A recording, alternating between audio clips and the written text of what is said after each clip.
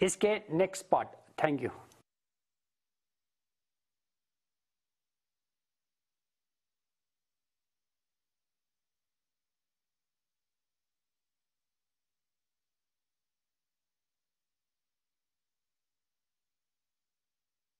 Assalamualaikum Jule. In botany class 12 in the chapter number 1, reproduction in flowering plants, and the topic is microsporogenesis and development of mail gametophyte. तो पहले वाले हमने lecture number 4 में आपको पढ़ाया था कि flower is the reproductive organ.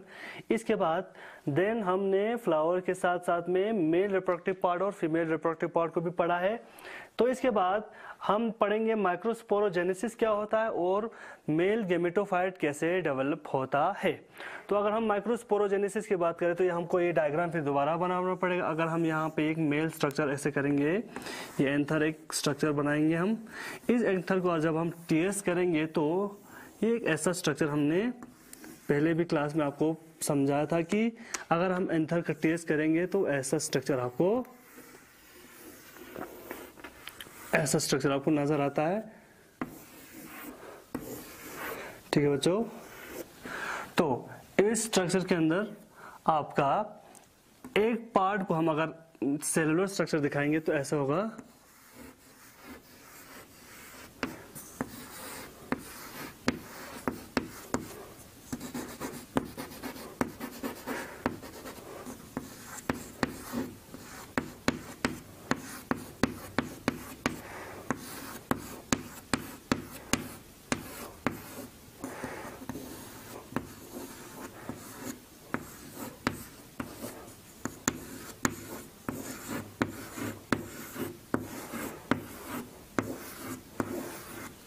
ठीक है बच्चों, तो इसको हमने कहा था एपिडर्मिस। फिर इसके बाद ये हो गया एंडोथेशियम, ये हो गए middle layer, and this elongated cell is known as tapetum, और ये हो गया आर्कीस्पोरियल सेल्स। ठीक है ना। तो अगर आप इस सेक्शन की बात करें तो सारे लोक्यूल सेम ही नजर आएंगे। तो अगर आप इस सेक्शन की बात करें तो यहाँ पे cellular structure, epidermis, endothecium, middle layer, tapetum and archesporial cell, यहाँ तक हमने पहले वाली क्लास में पढ़ा है। अब यहाँ पे देखो बच्चों, ये जो आर्कीस्पोरियल सेल है ये कॉम्पैक्ट होता है विन जब ये इमेच्योर होगा, जब ये एंथर लोक्यूल इमेच्योर होगा, जब एंथर इमेच्योर होगा तो उस टाइम पे आपका जो ये आर्कीस्पोरियल सेल वो बहुत कॉम्पैक्ट होता है और पॉलीगोनल होता है। पॉलीगोनल मींस डिफरेंट शेप, ऐसे करके पॉलीगोनल शेप होता है। बट इसके बाद जब एंथर का डेवलपमेंट होता जाएगा, जब ये एंथर मैच्योर होते जाएंगे, तब इसके बाद जब ये एंथर का साइज बढ़ जाएगा तो ये थोड़ा कॉम्पैक्ट से थोड़ा रिलैक्स हो जाएंगे, थोड़ा लूजली कॉम्पैक्ट हो जाएगा। ठीक है बच्चों, अब इसके बाद थोड़े कुछ बहुत सेल्स होंगे, तो कुछ आर्कीस्पोरियल सेल या कुछ माइक्रोस्पोर मदर सेल, इसको माइक्रोस्पोर मदर सेल भी बोलते हैं। तो आफ्टर सम टाइम जब ये मेच्योर होगा तो कुछ माइक्रोस्पोर मदर सेल या कुछ आर्कीस्पोरियल सेल वो डिजेनरेट होता है और इसमें कुछ ही माइक्रोस्पोर मदर या बहुत सारे माइक्रोस्पोर मदर सेल्स रहते हैं। अब ये देखो इस टॉपिक में माइक्रोस्पोरोजेनेसिस नाम से आपको पता चल रहा है माइक्रोस्पोर। माइक्रो क्या होता है? Small. Spore is spore generation, sporophytic generation को स्पोर बोलते हैं। Genesis is the development to produce. ठीक है, तो अब अगर यहाँ पे देखो माइक्रोस्पोरोजेनेसिस क्या होता है। अब यहाँ पे कुछ आर्कीस्पोरियल सेल एक्ट करता है माइक्रोस्पोर मदर सेल, एमएमसी हम इसको बोलते हैं माइक्रोस्पोर मदर सेल। ये जो माइक्रोस्पोर मदर सेल है, ठीक है, आफ्टर सम टाइम जब ये पूरा एंथर मैच्योर हो जाता है तो ये डिवाइड होता है meiosis division, MIOSIS meiosis division होता है इसमें। जब ये मियोसिस डिवीजन होके यहाँ पे आपको 2 सेल बनाएंगे, ठीक है, यहाँ पे 2 सेल बनाएंगे। फिर ये मियोसिस फर्स्ट हो गया, इसके बाद मियोसिस सेकंड के बाद मियोसिस सेकंड में आपका जो ये 2 सेल है वो 4 में डेवलप होगा ऐसे करके, ठीक है बच्चों, याद रखना 4 में ऐसे करके। और ये चारों जो सेल्स है वो कॉम्पैक्ट होगा, वो लूजली नहीं होगा, एक ही सेल वॉल के अंदर एक केलोस वॉल यहाँ पे, एक केलोस वॉल यहाँ पे रहता है ऐसे करके, इसलिए सारे जो सेल्स है वो इंटैक्ट रहता है। इसको हम बोलते हैं टेट्राड, इसको हम बोलते हैं टेट्राड मीन्स 4 सेल्स, ठीक है। तो माइक्रोस्पोर मदर सेल है वो मियोसिस फर्स्ट के बाद 2 सेल, मियोसिस सेकंड के बाद 4। अब मियोसिस डिवीजन क्या होता है? मियोसिस डिवीजन में आपका जो क्रोमोसोम नंबर है वो रिड्यूस होता है, क्रोमोसोम नंबर रिड्यूस होता है और ये हाफ होता है, हाफ,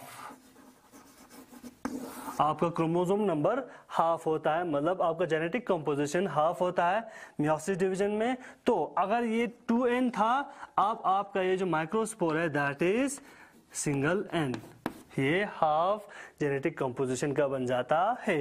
तो इस डिवीजन को हम बोलेंगे, इसको हम बोलेंगे माइक्रोस्पोरोजेनेसिस। आफ्टर सम टाइम जो ये कैलोस वॉल होगा वो ब्रेक होगा और जो चारों जो माइक्रोस्पोर्स है वो अलग अलग हो जाएंगे, चारों जो माइक्रोस्पोर्स है वो अलग हो जाते हैं, ठीक है जो यहाँ पे आप देख लेना अच्छे से।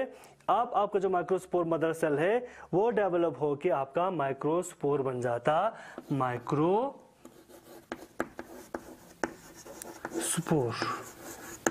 ठीक है। यहाँ पे देख लेना अच्छे से, जो development of microspore from microspore mother cell is known as microsporogenesis, ठीक है। अब यहाँ पे देखो इस माइक्रोस्पोरो ये कहाँ हो रहा है, ये इस एंथर के इस स्पोरेंजियम, इस माइक्रोस्पोरेंजियम के अंदर ही हो रहा है, इसके अंदर ही हो रहा है, जहाँ पे आपका जो माइक्रोस्पोर मदर सेल है वो डिवाइड होके माइक्रोस्पोर मदर सेल है वो डिवाइड होके माइक्रोस्पोर बन चुका है। इस प्रोसेस को हम बोलेंगे माइक्रोस्पोरोजेनेसिस। यहाँ पे आपको एक चीज याद रखने का है कि इसी टाइम में ही, इस माइक्रोस्पोरोजेनेसिस के टाइम में ही आपका रिडक्शन डिवीजन ही होता है, मियोसिस डिवीजन होता है। आपके मेल पार्ट के किस टाइम पे रिडक्शन डिवीजन होता है, तो ये आपको पूछने वाली बात है।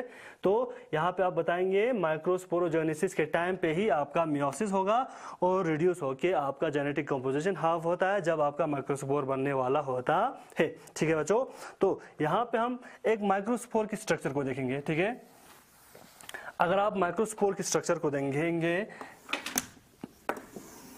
This is a microspore. अब ये माइक्रोस्पोर को हम यहाँ पे पोलन ग्रेन भी बोलते हैं, इसको हम बोलते हैं पोलन ग्रेन या माइक्रोस्पोर, ठीक है। अब अगर आप इसका डिटेल स्ट्रक्चर देखेंगे पोलन ग्रेन का, तो पोलन ग्रेन में आपको दिखेंगे यहाँ पे एक ऊपर का एक लेयर देखेंगे, उसको हम बोलते हैं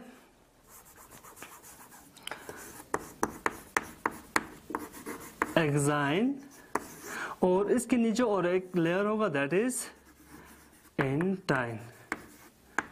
2 लेयर्स होंगे यहाँ पे, 2 कवरिंग्स होंगे, 2 टिश्यूज कवर करके होंगे, और ऊपर वाले को हम बोलेंगे एक्साइन, नीचे वाले को हम बोलेंगे एंटाइन, ठीक है ना।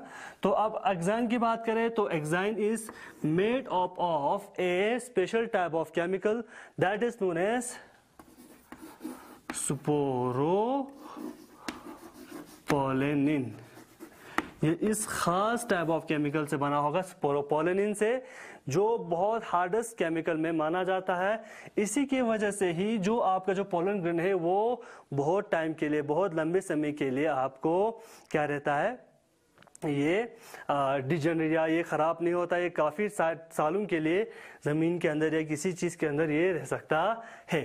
ठीक है, तो दैट इज ये जो स्पोरोपोलिन की वजह से ही आपका जो आपका पोलन ग्रेन है वो हार्ड और टफ रहता है, और इसी एग्जाम की वजह से ही आपको बहुत सारे पोलन ग्रेन का अलग अलग शेप दिखाई देता है, अलग अलग शेप, कुछ में स्टार शेप, कुछ में स्पाइनी, कुछ में बिल्कुल स्मूथ, तो अलग अलग टाइप में ये एग्जाइन्स होते हैं। तो इससे अलग अलग पोलन ग्रेन्स भी बन जाते हैं, तो उसी से हम प्लांट को आइडेंटिफाई भी कर सकते हैं कि ये इस टाइप इस ग्रुप ऑफ प्लांट के पोलन ग्रेन से या इस ग्रुप ऑफ प्लांट के ये पोलन ग्रेन से, तो ये एग्जाइन की वजह से हो जाता है। इस एग्जाइन के अंदर आपको एंटाइन नजर आएगा जो कि थिन कवरिंग है आपके पोलन ग्रेन का। अब इस पोलन ग्रेन के ऊपर ही समटाइम्स आपका क्या होगा, जैसे कि ये पोलन ग्रेन है, इसके बाद ये एग्जाइन है यहाँ पे, तो कभी कभार यहाँ पे एक छोटा सा थिन एग्जाइन होगा, फिर इसके बाद ये थिन एग्जाइन होगा, फिर कभी कभार ये थिन एग्जाइन, ठीक है, ऐसे करके। ठीक है, तो कुछ जगहों पे आपका जो एग्जाइन का जो लेवल है वो बहुत थिन होता है, तो इसी थिन के ऊपर ही आपको हम उसको बोलेंगे आपका पोर, या इसको हम बोलेंगे जर्म पोर। इस एग्जाइन के थिन लेयर को, जहां पे एग्जाइन बहुत थिन होता है, तो उसी से ही एक आपका पोलन ट्यूब, जब आप पोलन ट्यूब निकलने के टाइम पे यहाँ इसी जर्म पोर से ही आपका पोलन ग्रेन निकलता है। और एक बात यहाँ पे कुछ और एक इंफॉर्मेशन है कि आपके एग्जाइन के ऊपर ही कुछ केमिकल्स, पोलन किट बोलते हैं उसको हम, पोलन किट। ठीक है, ये जो पोलन किट है ये एक म्यूकस जैसा सब्सटेंस होता है जो आपके एग्जाइन के ऊपर होता है, विच इज स्टिकी, जो आपके पोलन ग्रेन्स को इंसेक्ट्स के ऊपर चिपकने के लिए या उससे कुछ खास टाइप ऑफ स्मेल या कुछ ग्लू टाइप होता है, तो इससे आपका जो ये पोलन ग्रेन है वो आपके पोलिनेटर से, इंसेक्ट से चिपक के वो दूसरी जगह चले जाते हैं। तो ये एक खास टाइप ऑफ मटेरियल होता है, एक गम जैसा, उसको हम बोलते हैं पोलन किट। तो ये आप याद रखना है। इसके बाद अंदर जो लेयर होगा दैट इज इंटाइन। इंटाइन के अंदर आपका जो होगा ये आपका पोलन ग्रेन का न्यूक्लियस। ठीक है, ये आपका साइटोप्लाज्म। ठीक है बच्चों, तो पोलन ग्रेन का यहाँ पे स्ट्रक्चर बनाया मैंने, ऊपर आपका एग्जाइन, इसके बाद इंटाइन, इंटाइन के अंदर आपको पोलन ग्रेन का न्यूक्लियस। ठीक है, अब आफ्टर सम, अब ये जब पूरा पोलन ग्रेन बना है, माइक्रोस्पोरोजेनेसिस हुआ है, इसके बाद आपका इस पोलन ग्रेन से, मैं यहां बनाता हूं आपको, एक मिनट इसको मिटा दूं। ठीक है, जब आपका ये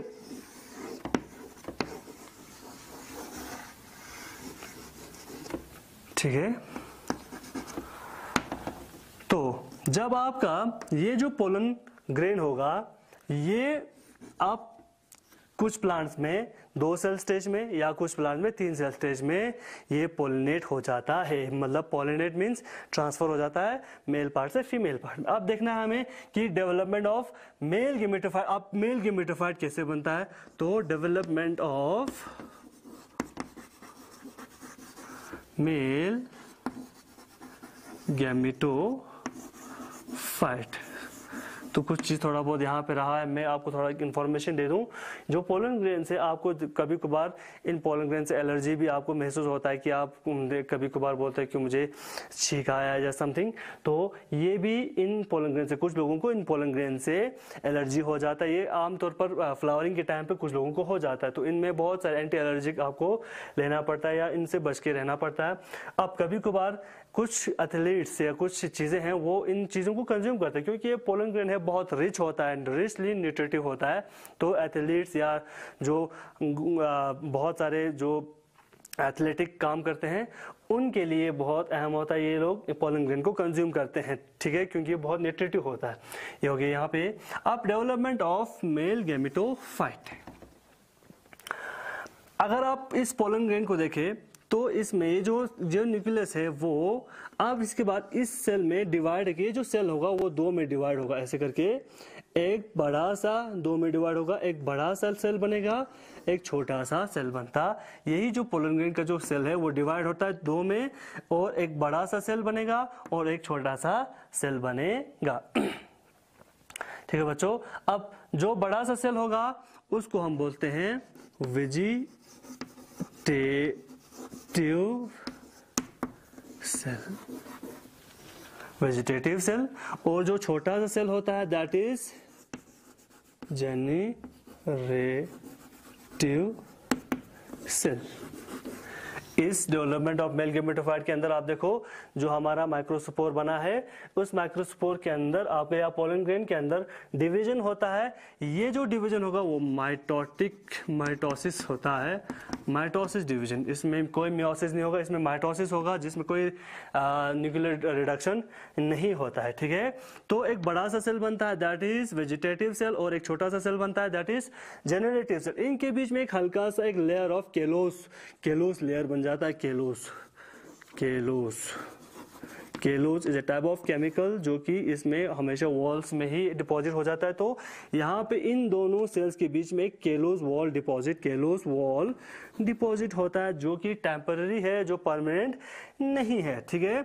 अब मोस्टली जो प्लांट्स है वो इसी स्टेज में ही, पोलन ग्रेन जो है इसी स्टेज में ही एक प्लांट से दूसरे प्लांट के ऊपर ट्रांसफर होता है। अबाउट 60% ऑफ प्लांट जो होता है वो इस स्टेज में आपको पोलन ट्रांसफर करते हैं। बट कुछ प्लांट्स में क्या होता है, ये जो जेनरेटिव सेल है वो फर्दर डिवाइड होगा, वो हम बताएंगे। तो ऑलमोस्ट जो बाकी जो 40% प्लांट में है आपका ये जो है वो थ्री स्टेज में आपका जो पोलन है वो ट्रांसफर करते हैं, वो हम यहाँ पे देखेंगे क्या होता है। देखो इस जेनरेटिव वेजिटेटिव सेल एक जेनरेटिव सेल हो गया, ठीक है ना। तो इस जेनरेटिव वेजिटेटिव सेल को हम ट्यूब सेल भी बोलते हैं, यहाँ पे याद रखना ये ट्यूब सेल, ठीक है। क्योंकि ये जो वेजिटेटिव सेल है ये आपको जब आपका रिप्रोडक्शन होना होता है उस टाइम पे आपको ये पोलन ट्यूब बनाता है, ठीक है। तो इसीलिए इसको हम ट्यूब सेल भी बोलते हैं। जेनरेटिव सेल आपका फिर फर्दर डिवाइड होगा, ये फर्दर डिवाइड होके 2 मेल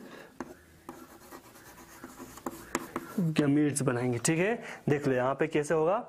अब जब ये होगा तो ऐसे करके होगा, ये फर्दर 2 सेल्स में डिवाइड होगा। ये वेजिटेटिव सेल है, ये जेनरेटिव सेल के 2 सेल्स बन गए। छोटा सा बनाएंगे तो अच्छा रहेगा, ऐसे करके, ठीक है। ये हो गया मेल गैमीट्स। तो यहाँ पे याद रखना है कि प्लांट्स में हर सेल्स में, हर एक पोलन ग्रेन में 2 मेल गैमीट बनता है। यहाँ पे 2 मेल गैमीट बनेंगे। 2 मेल गैमीट कहाँ से बनेंगे, आपका जेनरेटिव सेल डिवाइड होगा, माइटोसिस, इसमें भी माइटोसिस डिवीजन ही होगा, और माइटोसिस होके आपके क्या बनेंगे, मेल गैमीट्स बनाएंगे, ठीक है। अब यही जो जब ट्रांसफर होगा तो मैंने कहा था 60% आपका जो सेल्स होगा वो 2 सेल स्टेज में आपका ट्रांसफर होगा, और लगभग 40% ऑफ प्लांट्स में आपका जो ये जो पोलन ट्रांसफर होगा वो 3 सेल स्टेज में। 3 सेल स्टेज मींस एक वेजिटेटिव सेल, 2 मेल गैमीट, ये 2, दूसरा ये तीसरा, तो 3 सेल स्टेज में कुछ प्लांट्स में ये ट्रांसफर होता है। याद रखना, यहाँ पे मैं दोबारा रिपीट कर रहा हूँ आपको, यहाँ से एक माइक्रोस्पोरोजेनेसिस कैसे होता है। जो आर्किस्पोरियल सेल है इसको हम माइक्रोस्पोर मदर सेल भी बोलते हैं। ये जो माइक्रोस्पोर मदर सेल है वो डिवाइड होता है, रिडक्शन डिवीजन, इसमें मियोसिस होगा। मियोसिस होके ये टेट्राड ऑफ सेल्स बनाएंगे। इस टेट्राड ऑफ सेल्स में से जब शुरुआत में होता है तो ये एक लेयर ऑफ सेल्स, एक लेयर ऑफ वॉल के अंदर कॉम्पैक्ट होता है, ठीक है। उसको हम केलोस वॉल बोलते हैं, उसके अंदर कॉम्पैक्ट रहता है। बट आफ्टर सब टाइम ये उस वॉल में से अलग अलग होके एक अलग अलग माइक्रोस्पोर बनाते हैं। इसी माइक्रोस्पोर को हम पोलन ग्रेन भी बोलते हैं। पोलन ग्रेन का स्ट्रक्चर हो गया एक्साइन, ऊपर एक लेयर ऑफ सेल्स होता है, उस ऊपर एक स्ट्रक्चर होता है जो प्रोटेक्टिव होता है, उसको हम बोलते हैं एक्साइन। एक्साइन एक खास टाइप ऑफ केमिकल से बनाता है दैट इज स्पोरोपोलेनिन। इसके बाद पोलेनिन हो गया, इसके बाद अंदर एक और लेयर ऑफ सेल्स होते हैं उनको हम बोलते हैं इंटाइन, ठीक है ना। अब जब ये जो पोलन ग्रेन होगा वो फिर इसमें डिवीजन होगा, उसको हम बोलते हैं डेवलपमेंट ऑफ मेल गैमेटोफाइट। इस टाइम पे क्या होता है, इसमें माइटोसिस डिवीजन होगा। माइटोसिस डिवीजन होके ये 2 टाइप ऑफ सेल बनाएंगे, एक को हम बोलेंगे वेजिटेटिव सेल या ट्यूब सेल भी बोलेंगे, दूसरे को हम बोलेंगे जेनरेटिव सेल, ठीक है। अब मोस्टली जो प्लांट्स है वो इसी स्टेज में ही अपने पोलन को एंथर से स्टिग्मा के ऊपर ट्रांसफर करेंगे। बट आप कुछ प्लांट्स में जो क्या होता है, ये जो जेनेटिक सेल है वो फर्दर डिवाइड होके 2 मेल गैमीट बनाएंगे। इस टाइम पे वो एंथर से स्टिग्मा के ऊपर ट्रांसफर करेंगे, ठीक है ना। तो यहां तक हो गया आपका डेवलपमेंट ऑफ मेल गेमिटोफाइट। अब यहाँ पे याद रखने वाली बात है कि बहुत सारे एक माइक्रोस्पोरेंजियम में, यहाँ पे देख रहा हूँ एक ही लोक्यूल के अंदर, एक ही ऐसे करके जब आप लोक्यूल बनाएंगे तो ऐसे बनाएंगे, ठीक है ना, एक ही लोक्यूल के अंदर, ठीक है ना, एक ही लोक्यूल के अंदर मिलियंस ऑफ क्या बनते हैं, पोलन ग्रेन बनते हैं। ये यार यहाँ नहीं है कि सिर्फ एक ही लोक्यूल के अंदर या एक ही माइक्रोस्पोरेंजियम के अंदर एक ही पोलन ग्रेन बने, ऐसा नहीं होता है। एक इसमें बहुत सारे मिलियंस ऑफ पोलन ग्रेन बनते हैं और ये पोलन ग्रेन बहुत छोटा होता है, ठीक है ना। तो कुछ प्लांट्स में ये बहुत मिलियंस, जिसके आमतौर पर जो प्लांट्स जो एयर से पोलिनेट होता हो तो उनमें बहुत नंबर ऑफ पोलन ग्रेन्स बनते हैं, ठीक है। ये जो पोलन ग्रेन्स होगा, यहाँ पे ये जो चीज़ है, यहाँ पे मैं ये वॉल बना रहा हूँ दोबारा आपको थोड़ा याद रखने के लिए। ये जो वॉल है, एंडोथीशियम वॉल है, ये क्या करता है, ये थिकनिंग्स आपके नीचे वाले सेल्स और ऊपर वाले सेल के ऊपर, जब ये पोलन ग्रेन टोटल यहाँ बन गया पोलन ग्रेन आपका, तो ये क्या करता है, जो एंडोथीशियम सेल्स ये ऊपर वाले सेल्स की, जैसे कि इसको हम बोलते हैं एपिडर्मिस, और नीचे वाले मिडल लेयर्स के ऊपर एक फोर्स लगाता है, क्योंकि इनमें क्या होता है, रेडियल वॉल थिकनिंग होता है, वॉल थिकनिंग होता है, या फाइबर सेल की वजह से थिकनिंग होता है, फाइबर्स होते हैं जो कि कॉन्ट्रैक्ट और रिलैक्स है। ये कॉन्ट्रैक्ट पोजीशन में होता है जब आपका माइक्रोस्पोर बनता है, या पानी ऑब्जॉर्ब करने की वजह से, या किसी चीज की वजह से अब क्या होता है, ये रिलैक्स करता है। जब ये रिलैक्स करता है तो ये ऊपर वाले सेल के ऊपर और नीचे वाले सेल के ऊपर एक प्रेशर डेवलप करता है, जिसकी वजह से ये ब्रेक होता है। जब ये ब्रेक होगा, ऐसे करके स्प्लिट होगा, जब आपका ये ब्रेक होगा, ऐसे करके स्प्लिट होगा, तो आपके पोलन ग्रेन इसी कट के थ्रू बाहर निकल जाता है, और इसके बाद ये इंसेक्ट के साथ चिपक के या किसी भी मीडियम के थ्रू ये मेल पार्ट से फीमेल के ऊपर ट्रांसफर हो जाते हैं, ठीक है। तो यहां तक हो गया आपका microsporogenesis and development of female gametophyte.